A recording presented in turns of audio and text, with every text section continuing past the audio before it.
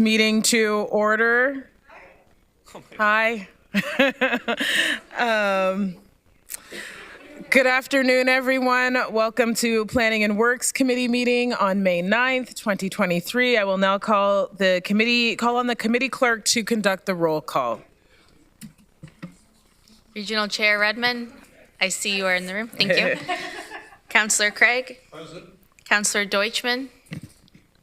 Councillor Erb. Present. Councillor Foxton. Present. Councillor Harris.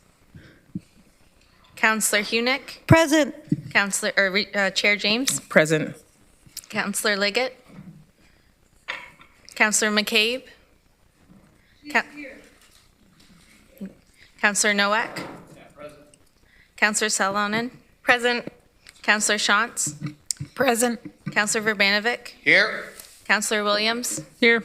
And Councillor Wolf. Present. Thank you. Okay, I would like to acknowledge that the land in which we gather today is the traditional territory of the Haudenosaunee, the Anishinaabe, and the Neutral people. We acknowledge the continued presence of the Indigenous people with whom we share this land today, their achievements, and the contributions to the community. Are there any declarations of pecuniary interest? Seeing none. There are no presentations, no delegations. Consent agenda, or at item 6 now. If you wish to remove an item from the consent agenda, please indicate so now, and we'll take questions. Is there anything?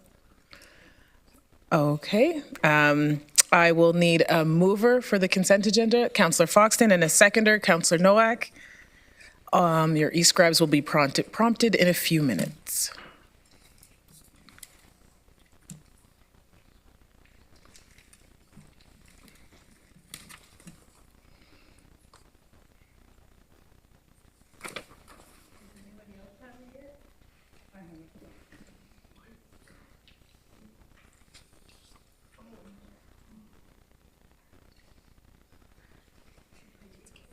Okay, that is carried.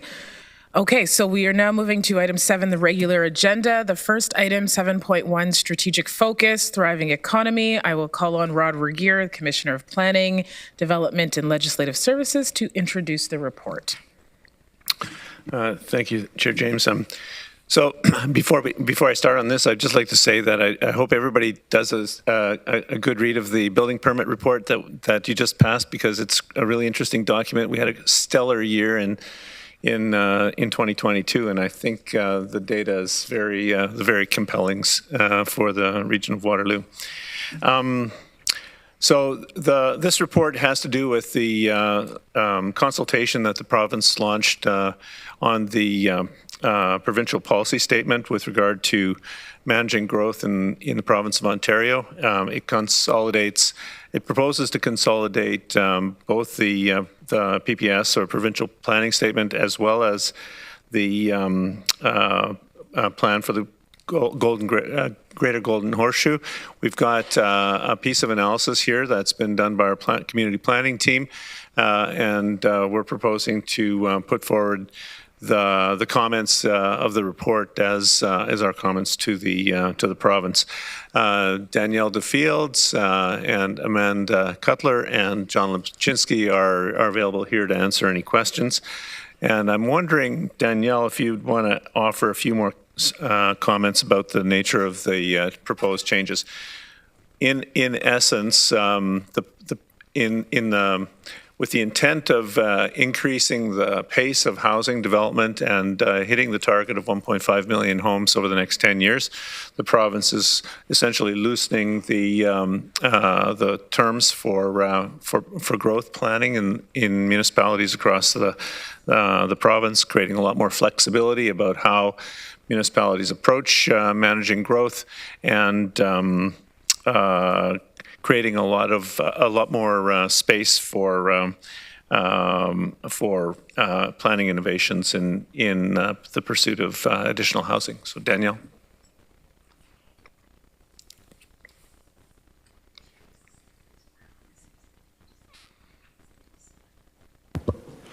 Thank you for the introduction, Rod, and through the chair. As Rod mentioned, there is currently a consultation which the province has released on combining the current provincial policy statement and the growth plan for the Greater Golden Horseshoe into one document, which would apply throughout Ontario. There is a commenting period until June 5th. The report does provide some comments on what is proposed within the new provincial planning statement. Luckily, PPS has renamed as the acronym. And as you'll see in the attachment to the report, there's some more detailed comments which do provide an overview of the current policy framework for some specific topics, what's proposed, and then some commentary at the staff level. We are proposing to submit the comments through the ERO before the June 5th deadline. In terms of the comments themselves, some of the changes do include enabling municipalities to set their own population and employment forecasts, enabling municipalities to consider settlement area expansions at any time, eliminating mandatory targets for intensification, as well as densities in new greenfield communities, and permitting lot creation of up to 3 new residential lots from an existing farm parcel, to go through a few that are captured within the report. So that's a very high-level summary in terms of some of the commentary which is covered. And as Rod said, we do have our team here to answer any questions you may have. Thank you. Okay, thank you very much. I have a few councillors with questions. I'll start with Councillor Sullivan. My question was actually just answered, so I'm good at the moment. All Thanks. right, perfect. Councillor Foxton. I have to say, when I first read this, I was shocked. And then I read it again. I find it very negative about the municipalities. Just some of your points, when you talk about the proposed policy would no longer encourage municipalities to develop targets for the reduced greenhouse gases or emissions. We do that. We believe in that. We would still continue to do that, whether this policy came through or not. And every point after that, constantly saying, basically, to me, that the region's the only one that took care of these things. They're the only ones that do them or mandate that, and should this policy come into effect, the lower tier, the area municipalities, I would also like later on to discuss the word lower tier not ever be used again. We are area municipalities that comprise the region of Waterloo. So I find it offensive. I will not receive this report or endorse it to go to the province, as it is demeaning. Thank you. Councillor. Yeah, thank you, Chair James. I would like to assure Council that this is in no way meant to demean any of the municipalities in the Waterloo region. We consider ourselves a planning partnership. We work very closely together on the public policy framework. We're very keenly aware of everyone's commitments to the policy agenda that we have here. Council had a thorough debate about the regional official plan last year, and I think we got to a very good place in terms of our policy direction. I would say, you know, the language of lower tier, upper tier, and single tier governments is not our language. This is the language of the Municipal Act. This is the language of the provincial policy statement. We use area municipalities here in the region of Waterloo because that's our practice, and we feel really comfortable about it. You know, this particular report has been built in partnership with and included consultations with our area municipal planning heads. We didn't have a lot of time for engagement because the turnaround on this is pretty rapid. So I think we've had a fair amount of conversation, a fair amount of discussion. We would have liked more conversation, more time for discussion, but the provincial consultation period is pretty narrow here, so we needed to get this to Council on an ASAP basis. Chair, may I? Yeah, you can respond, I Councillor. consulted with some of the people that were at the meetings, and they did feel like they were made to feel inferior. I would recommend that your points remain your points and take out the negatives in regards to the municipalities. If you want to say you're a strong leader in supporting the environment and greenhouse gas emissions, you can do that without putting in, and you're not sure the municipalities can follow that suit. It's how it was worded that basically made the municipalities sound inferior, in my opinion. And as I said, when I talked, I reached out to several different organizations, or different members, to see if they felt that they were being demeaned, and they said they felt very demeaned. So I'm very concerned about this. This is not raising the region. What this does is lower the municipalities. And other municipalities, upper tier, regions have gone with area municipalities and dropped they finding that lower tier is demoting. So I would ask that you rewrite it. And you claim if you are that strong in your opinions on these things, then you put those things up there without doing the negative end. Thank you. Okay, I'm going to have Bruce, you want to comment? Yeah, thank you. And the chair called me this morning following the councillor's phone call, indicating the upset. So I went back and read the report, and again, I'm happy to rewrite it. The reference to local municipalities is the provincial thing, and is the provincial reference. You'll note, council will note, sorry, that throughout the document we refer to area municipalities when we're using our language, and the language of lower tier, single tier, and upper tier is the provincial language. So we were trying to reflect what the province said. The same with the local municipalities. I know a number of your regions use, and their municipalities use the language of local municipalities. I get confused when I go to provincial meetings because when I say area municipalities, most of my colleagues look at me as, what are you talking about? But again, that's provincial language, and your point is well taken. Again, that's why staff tried to comment on area municipalities.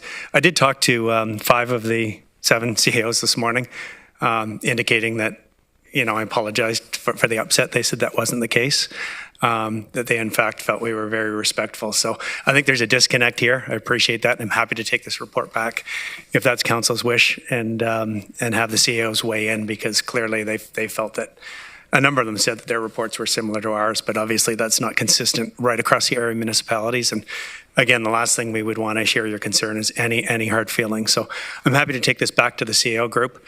My understanding is we did work with our area municipal partners, but again, if there's dissatisfaction with that, then I'll take it back to the CAO group. Thank you. Okay, a few more speakers. I have Councillor Shantz. Thank you. I can appreciate Councillor Foxton's concern. I think we're all a little bit out of sorts these days, and not just around this table. I'm finding a lot of discontent. And I didn't go through it again to look at where it said upper tier, lower tier. If you can correct that, I think that would be great. And I before I read it, I said to myself, set aside any cynicism you may have. And when I did that, what I read through this was that there will be more control in the area municipalities with this new legislation. So I think that strengthens the area municipalities, but I can appreciate that the words can be interpreted differently. Thank you. Councillor Verbanovic. Well, I think Mr. Lochner addressed it. I mean, if he's going to take the report back, I think that makes sense. There's still plenty of time between now and June the 5th for additional dialogue to happen with the area municipalities, for changes to be made, and for that to come back to us at council on the 24th. And I mean, for that matter, if it was important enough, we could also, as we've done recently, and will no doubt do again, have a special council meeting if that's what was necessary for approval prior to June the 5th. Okay, thank you. I have one more speaker. Councillor Foxton, though, you wanting to defer this? Okay, all right. Councillor Sullivan. Thank you very much. The one thing that I was actually wondering, especially if it is going to go back, that we could possibly consider is, I know certainly in my municipality, we're pretty concerned about the suggestion in the proposed new PPS about the severances of 3 residential lots from existing farm parcels. And I was pretty concerned, considering the region totes how well we hold up the hard countryside line and how we're not trying to promote urban sprawl. I personally don't see it as a useful tool for the province to get their houses built that they want. And it's something that really I was hoping to see a more strong stance on, and stronger language around certainly I would say discouraging that, or at least putting limitations around if the area municipalities can decide how many lot severances, or if, it's already severed lots that, you have an estate where they've severed off the working farm property and they have 10 acres and they want to sever that, fine. But I think strategically from a growth perspective, and not just in our region, but across Ontario, starting to divide up our farmland to put 3 more houses on or 2 more houses on is not the way to build more houses or to really achieve any of our other goals as a region for intensification and for transit and water and wastewater management. There's a whole other host of things. So I was just pretty surprised in the report that it was just the one point of saying that that is a change, and then it didn't really address it anymore. And if it is going back, I would love to see,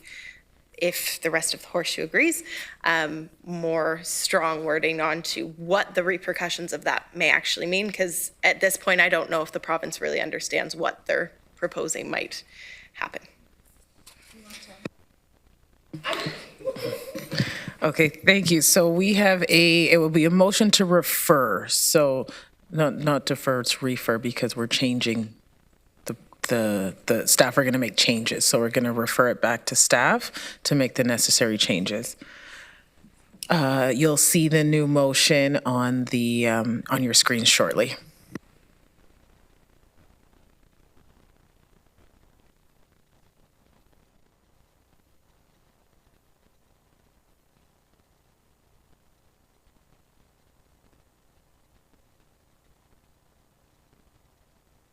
Okay. All right. So the motion, I will read it out. That the regional municipality of Waterloo, thank you. Okay. That the regional municipality of Waterloo refer the report discussed under item 7.1.1 PDL-CPL-23-011, proposed new provincial planning statement 2023, key policy changes and potential implication to council on May 24th, 2023. Refer the report back. Yeah, it needs to be back to staff.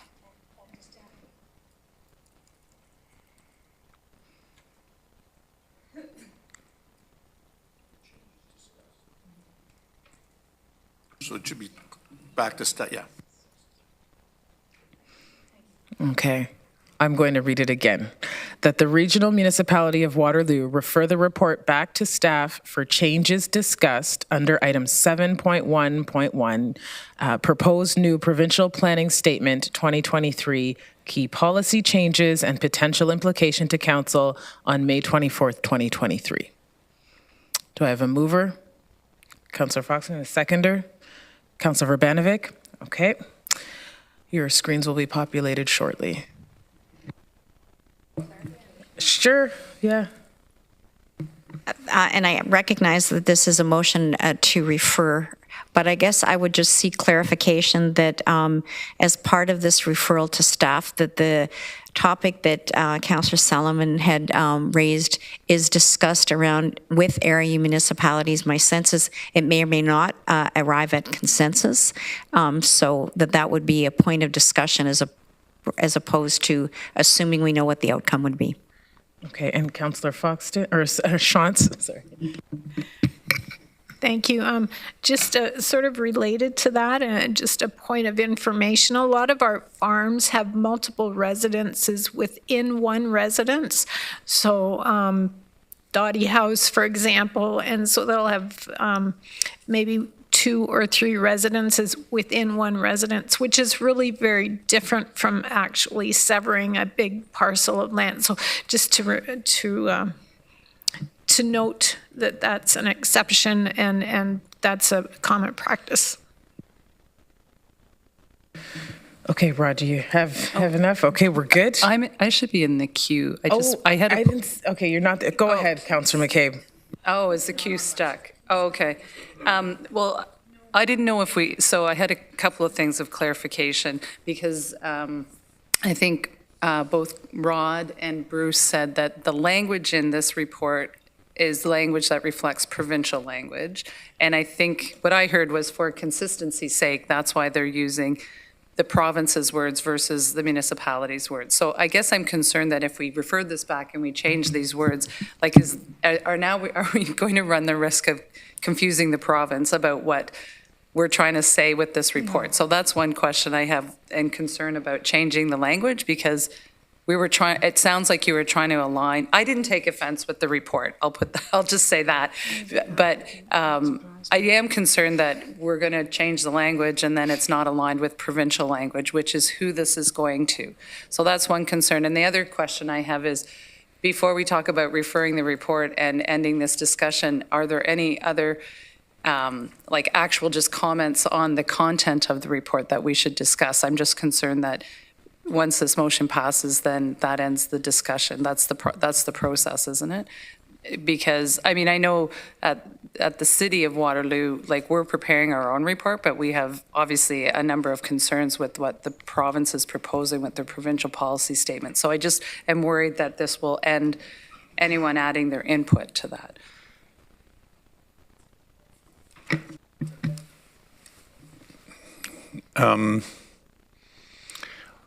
What I would suggest, and I'd welcome Danielle's view on this as well.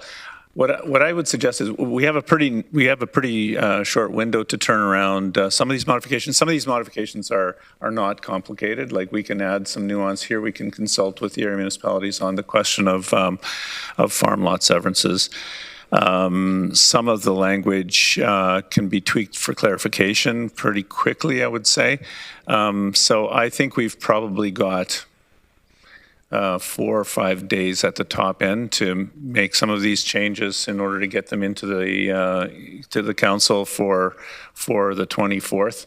And I'd suggest that if councillors would be interested in emailing myself or Danielle in that period of time, we could endeavor to take them into consideration here. Is that?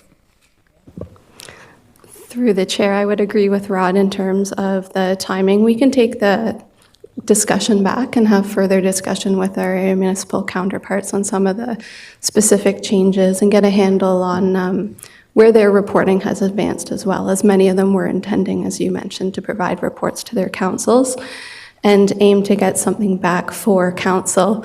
Unfortunately, with the timing of the ERO submission, it does close on June 5th, and our next committee date is June 6th for planning and works.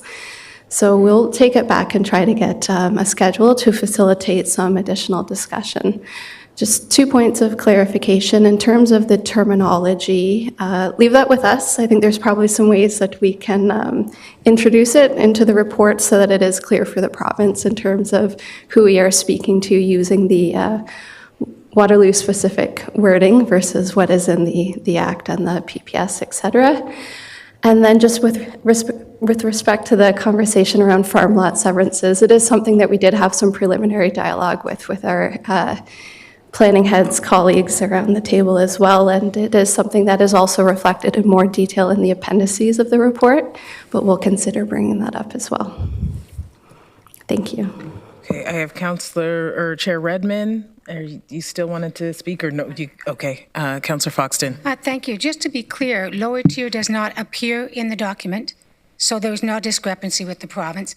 And actually, when I met with Premier Ford this week, he actually said area municipalities. He does not say lower tier, whether it's in legislation or not. So that's got nothing to do with this. This has got to do with the negative connotations that the municipalities at area municipalities cannot handle the changes. That's the connotation I want to remove. Thank you. Thank you for the clarification. So we will leave this with staff. You will work on this and then come back to us on May 24th, okay? Thank you. Any further questions around this? And then I'll vote for the referred motion. Okay, it'll populate on your screen. Yep.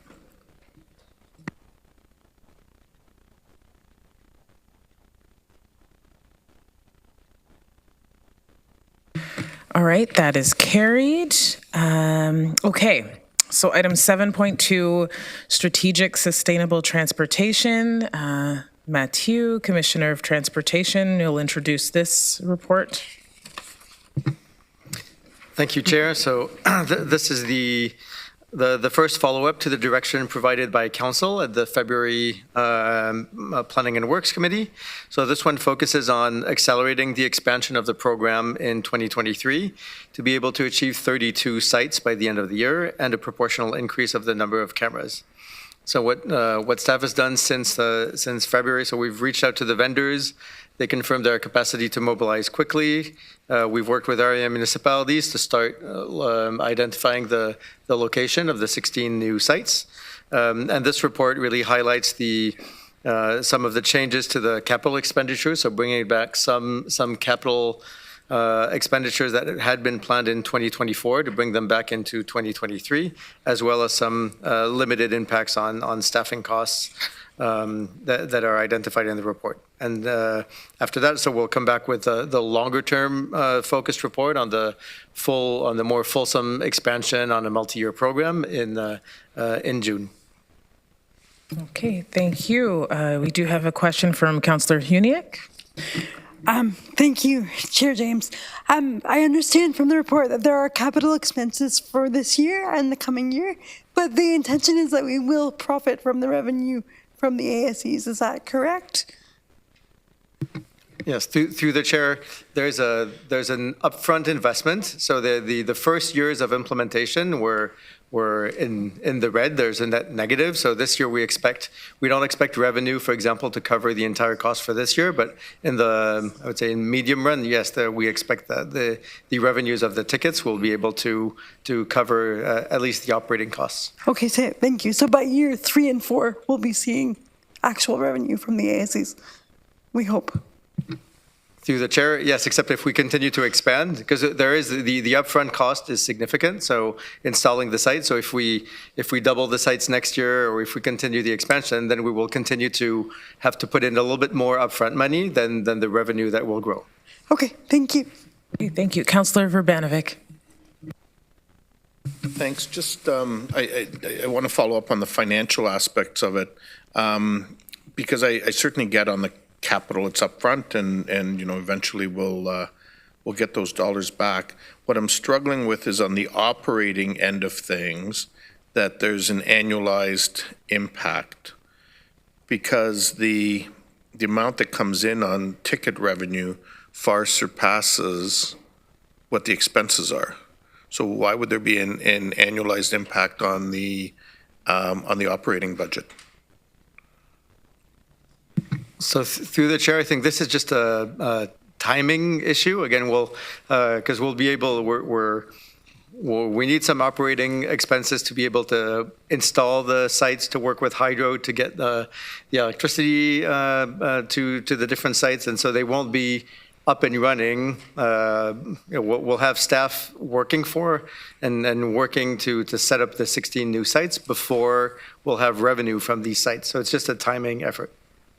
Okay, but like when we start talking annualized, that means permanent impact on the levy going forward. And the permanent impact on the levy should actually be a revenue stream, not a revenue expense. And so I don't know, like that's where I'm struggling right now on the clarity. Okay, Craig, go ahead. Yes, thank you to the chair. And perhaps I could just focus council's attention on the table at the bottom of page 156 of 158, where we have a high-level estimate of operating budget impacts, and Councillor Verbanovic is correct. If you look at the annualized budget column, we're projecting at this point that once everything is up and running and in place, that the revenues would in fact exceed the expenditure. So in this case, the impact is a net revenue. Okay, so okay, because the way I was, and it may,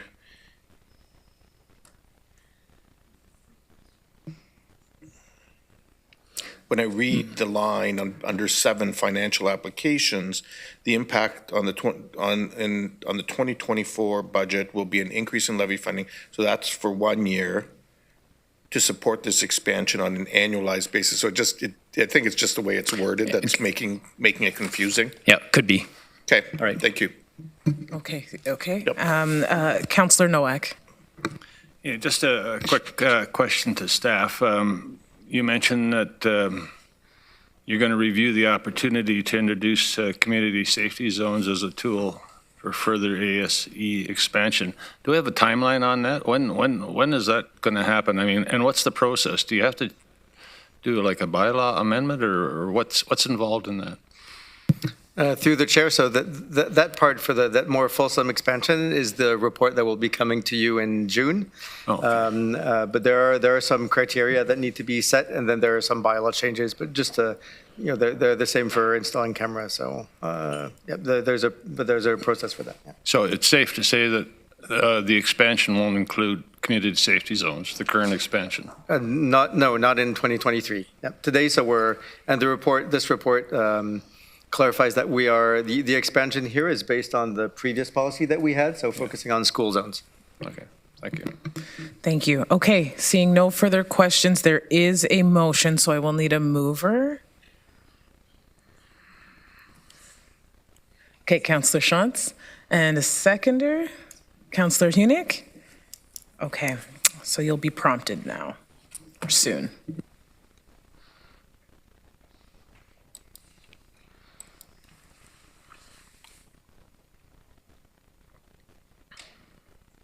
Okay, so that is carried. Those are all of the items under the regular agenda. You have all received the council committee tracking list. We do have an item under other business. Councillor Williams, you have a notice of motion. I will need someone to second the notice of motion. Councillor Verbanovic, okay, and Carrie, Councillor Williams, you can speak to your motion. Thanks. I had such an outpouring of correspondence with people from the community about bus route number 2. So I know it is kind of considered a done deal, but I was just in this motion trying to put forward maybe staff could come back to us because the community is really, I feel like it's really going to impact those who are more vulnerable. So, seniors, students, those with physical and cognitive disabilities, and they think that it would impact them more in that community than other residents. So they're very concerned about just kind of the route and the alternatives. And I know there is going to be consultation and there's going to be information sessions available to the public, but I was just hoping that in this way we could direct staff to come back with maybe alternatives, not to save the route, but maybe other routes could be rerouted so that some of those key points like medical appointment buildings, high schools would still be included. So people would only have to take maybe one bus or only one transfer instead of 3. Because I know a couple people have told me that, in the event that Route 2 closes, they would be having to take 3 transfers instead of just directly getting on the bus and getting to where they need to go. So that was kind of my intention with this, and hopefully that's a possibility and we can direct staff to look into some of those alternatives, either partial reinstatement of the route or, like I said, rerouting some of the other ones so that some of these key points can be addressed. Okay, thank you. I have a few speakers. Councillor Verbanovic.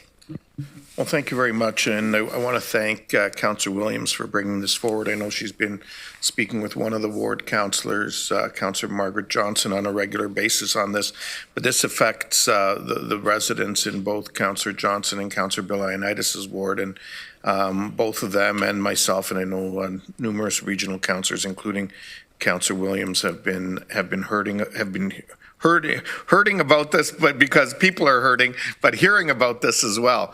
I think and certainly I'm supportive of the motion.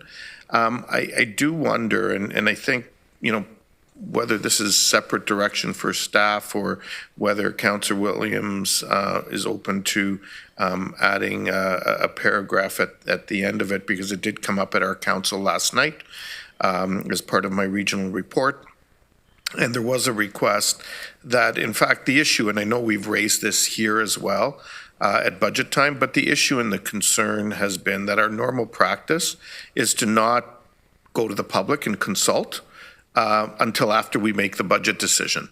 Well, that really doesn't work well in terms of engaging with the community and fully understanding what impacts are and so on as we make those decisions. And so I think, part of our change in practice going forward needs to be that the consultation with the public actually happens ahead of time, not after the fact, so that we can make more informed decisions as a council when staff present their rationale around additions and subtractions going forward. So I don't know if that's just something that, I'd look to Mr. Lochner for that, if that's something that can just be direction here, or should it be included in this motion, or how would you like to handle that? Mathieu, do you want to respond? Through the chair. So I think, we can certainly improve the public engagement. I think through the budget process, there were a number of service expansions, extensions, additions that were, so it was a bit of the overall package that we had engaged on globally with as part of the budget. So we, although we did not consult specifically on route number 2, there was broad public engagement on the budget package, and I think there was a very strong effort from staff to be very transparent about the service changes that were being put forward as part of the budget. So we can improve it and work on some ways to have more extensive engagement on that. But so yeah, we can certainly take it back. Yeah, so I think that needs to be part of the process of the commitments here from staff to bring that back as part of the process in the future. Then I won't look to make an amendment today. But clearly, and this isn't the first time that we've heard concerns from the public after the fact on something, and so clearly when it's included in the rest of a $100 million budget package, residents don't understand or aren't made aware of the impact. It's when you post it on their buses, on their bus stops, inform neighborhood associations, inform city staff and ward councillors, as well as regional council. Those are the kinds of things that stimulate that conversation going forward. So I'm hopeful that'll become part of the process then. Thank you. Thank you. Councillor McCabe. Thank you very much. Through you, Chair. I guess I would request with Councillor Williams that a friendly amendment to this motion around expanding it from just Route 2 to the other 3 routes that were also impacted by the decision at council, at budget. I think for there's a route in Waterloo that was cut. There was 2 other routes, that was Route 73. I guess I'm troubled by the fact that, yes, I agree, they're, in consultation and things like that, but this was, that if we really wanted that consultation to be done, it probably should have been done before the decision was made back in February, right? That would have been the proper order, but none of us raised it. I do know that we asked staff at the time some questions around equity and access, and had received some information about data that they had looked at and numbers and things like that. And council at the time, although I was very reluctant to vote against closing some routes, saw that the overall benefit of the overall increase to transit, it was sort of in the greater good. So I'm concerned that we're going back to, like we've done with a couple of issues, we're going back to decisions that were made and then reopening them, but not fully reopening it, because this is Route 2. It hit the media. People were upset about it. I've received a number of calls and complaints about the service that has changed in Waterloo, but it wasn't covered in the record. So I don't know if maybe then, like, I don't want to become a council that's just reacting to what appears in the media sometime, right? But I also want to be a council that's looking very fairly at the way we do business. So I think, in terms of an issue like this, if we're going to look at the Route 2 that we closed, that we should look at all four of them that were closed, in order to be fair and equitable, if we're actually going to do this. The other thing that concerns me about this is just, we do have an integrated mobility plan or a program that's coming forward soon. That's starting, I think in June. Some of the meetings are starting. I forget. I'd have to look at the program, but. There's the reason that I did vote for the plan that staff put forward with transit, which was overall increasing the amount of service, was because some of these decisions, I'm concerned about some decisions, particularly around transit, being made a bit on an ad hoc basis, and that we needed the benefit of going through this integrated mobility planning process to actually really understand where we really need the service, where some changes could be made. So those are some of my concerns with this, and I guess my friendly amendment, if it's friendly, would be to, if we're going to vote to do Route 2, that we should put the other 3 routes in there too. Okay, Chair Redmond. Thank you, Chair James. I'm reading Councillor Williams' motion just slightly differently, and I don't read into this that you're asking to reverse the position of canceling, but more looking at mitigating the impact of it. I can fully support this, and I really do appreciate the wording and the fact that while reflecting constituent concerns, she's not asking us to go back and revisit it, but just to provide some consultation. And I also do I guess I'm just looking for clarification from Councillor Bravanovich, because I too take his points. I think they're valid. I think we can always do more consultation. I do not see that as part of this motion, but more that this is a direction to staff. So I guess looking at Councillor Williams, it's her motion, and I guess Councillor Vanovich, you're just saying you would like that to be a direction to staff, not necessarily part of this motion? That's correct. I indicated that I wasn't making an amendment because staff indicated that they would look to build that into their process in the future. Yeah. And so I can certainly support those concerns and this motion as well. And I'm wondering from Councillor McCabe if there truly is concern about other routes that have been canceled, to look at mitigating or that kind of consultation that Councillor Williams is suggesting for Route 2 from the GRT bus route, is not reinstating them, but just suggesting that there be further consultation? Okay, well, further consultate. I'm assuming that the goal of this is to try and reinstate them, because I can't imagine the public consultation's going to come back and say, no, it's all well and good. So I'm anticipating that that's what they will be. So I think that's why if you're going to go down this route, no pun intended, that you should include all of them, not just one. I did not, sorry. Okay, I'm going to ask James, sorry. I That's okay. I want to ask Councillor Williams just to clarify, because obviously it's being interpreted differently. So just clarify for us, please. Yeah, I guess reinstatement could be a possibility, but it's not exactly what I'm asking for. It's just like Chair Redmond was saying, that we're trying to just look into mitigating the effects.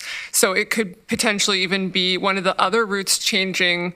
I'm not sure because I don't plan the routes, but I know like some of them kind of cross over, some are close. So, even like shortening, moving, like something that could maybe potentially help with this issue, instead of just saying, yes, reinstate it fully as it is, because obviously if the numbers are down, then that's not really feasible. So I think that, yeah, Chair Redmond got my intention correct. Thank you. Okay, Councillor Shantz. Thank you. And just a comment maybe to staff that I've had with our staff a few times, especially with the new council. Sometimes you go through a whole process, a thought process of sort of analyzing and making decisions and going down the road, if we can use that analogy. And we haven't been there. And so I think particularly with the new council, like it might even just be advantageous to tell us what, how you've decided, like in your thought process, how did you come to eliminating that route and what other options? Because I'm sure you thought about what's going to happen if we close this route. Just a comment for all of the reports that come. You have to sort of take us along your thought process, especially with the new council. Okay, yeah, providing the context. We've had a lot of what's the historical, how did this come about? And I do know, Mathieu, you and I spoke, number 2 is one of the longest routes if it's being numbered. So again, that whole length of the route, maybe there's some options there and having staff go back. I just want to come back to Councillor McCabe. So I don't think this would be a friendly amendment based on what Councillor Williams has said. I think, but Councillor Williams, it's your motion. If you wanted to add to it, you can. It's your call. I would personally like to just keep it as it is, just so it's a little more, not cohesive, but just, like more simple for staff to deal with. But I would encourage you to put forward maybe a motion of your own that would address like the specific routes that you're concerned about as well. I've just personally heard from constituents, and this was even before it hit the media. I had already started receiving emails, so I just wanted to make sure that we were looking back into it. So I would reject the friendly amendment. Okay, so with that being said, then Councillor McCabe would need to do, what is that, the notice of motion, waive the notice of motion. Councillor McCabe, I have you up next, so you can go ahead. No, so I'm not 100% sure, thank you through you, Chair, but can I not just table an amendment or what do you call it, an alternative motion? The waive the notice of motion? No. Oh. You can amend the motion. Amend this motion. You can just move an amendment. Okay, then you can move the amendment. So I'll just propose to amend the motion. Okay. So let's take 5 minutes. You will put together do you have the wording now? It's just to add the other the routes. Okay, all right, clerks.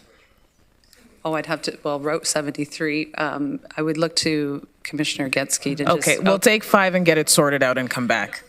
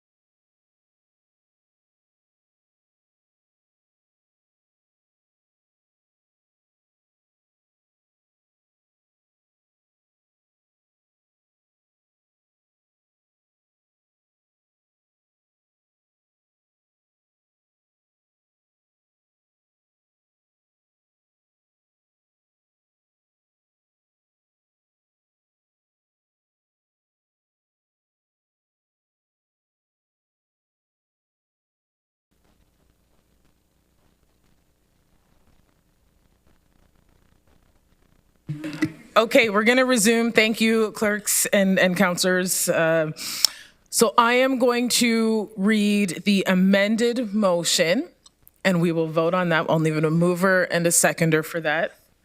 And then on the amendment, yes, we're going to vote on the amendment and then go from there.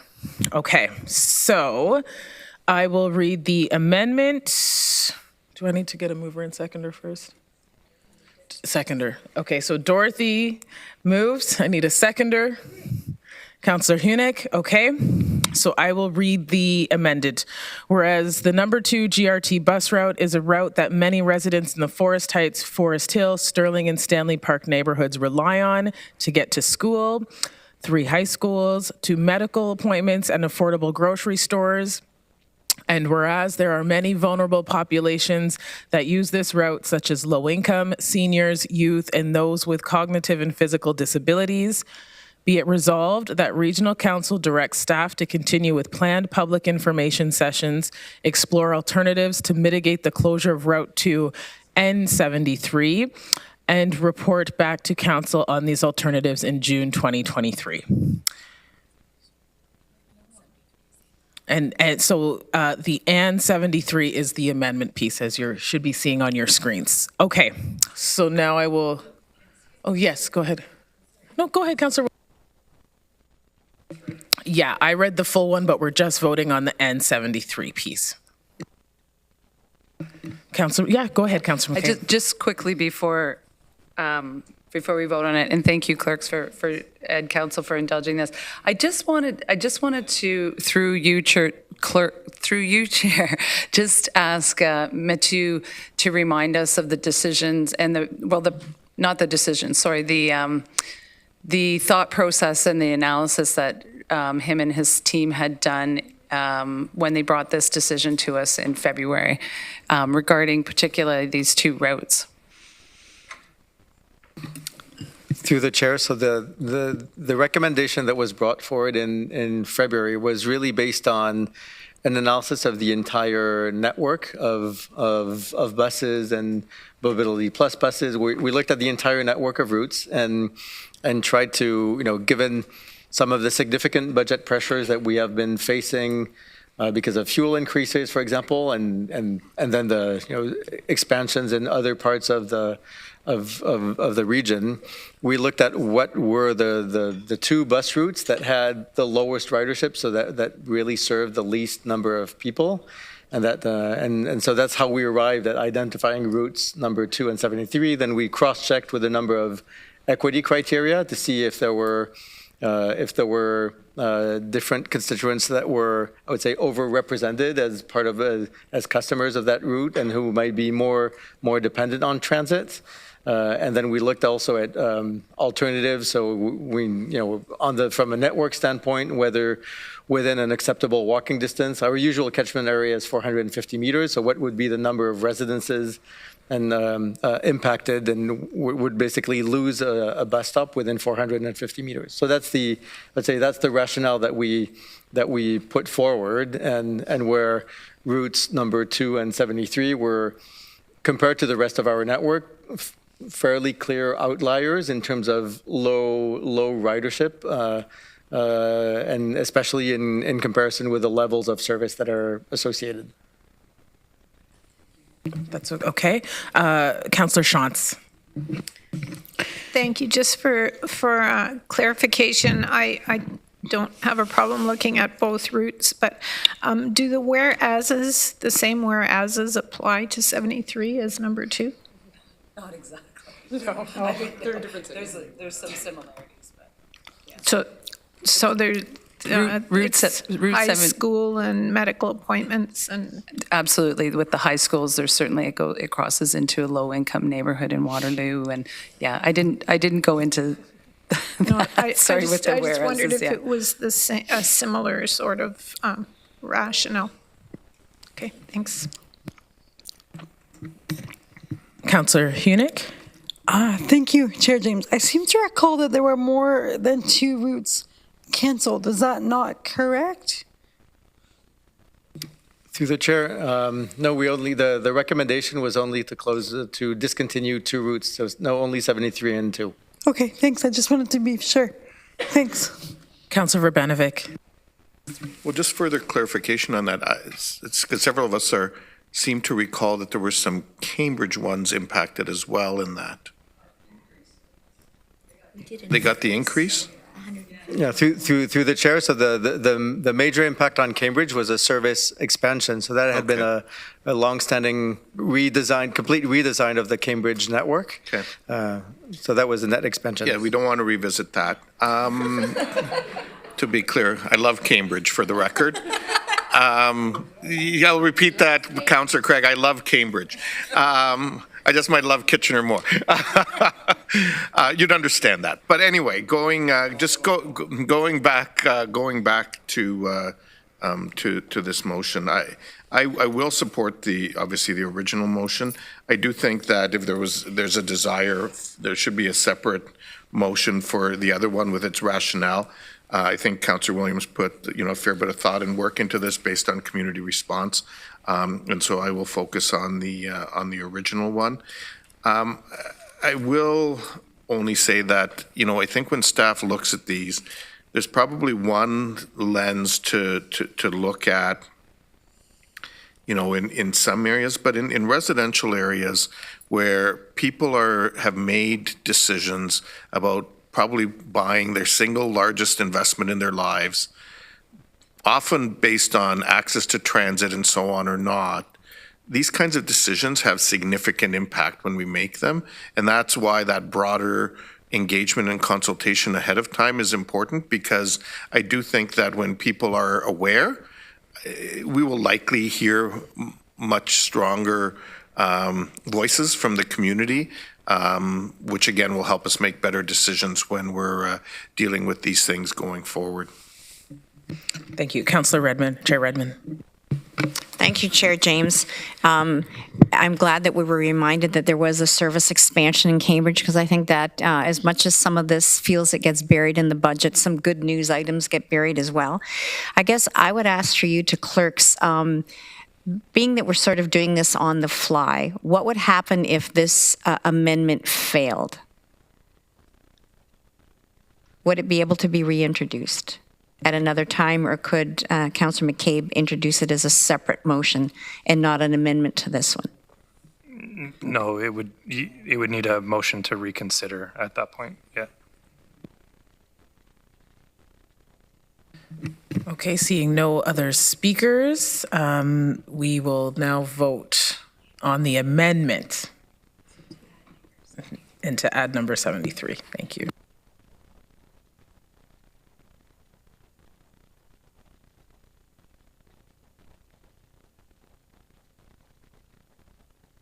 Okay, that's carried.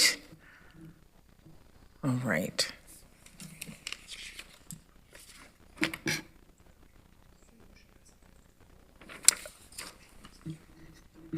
So we just voted on the amendment. We're going to have to vote on the main motion now as amended. Okay, so I need a mover for that.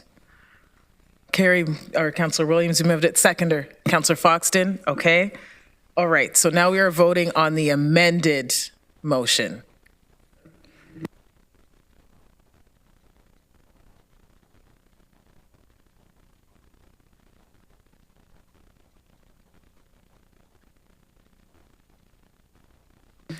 Okay, that is carried, colleagues. All right, so is there any other business?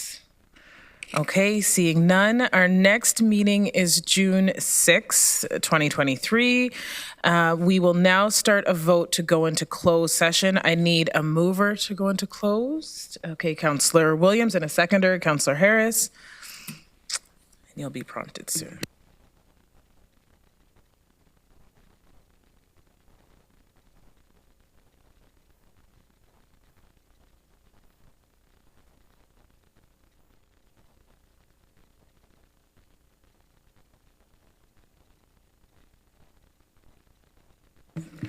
Okay, that is carried.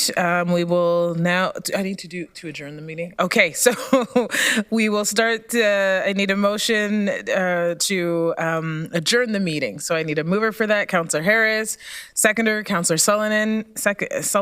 Okay, and you'll be prompted to vote.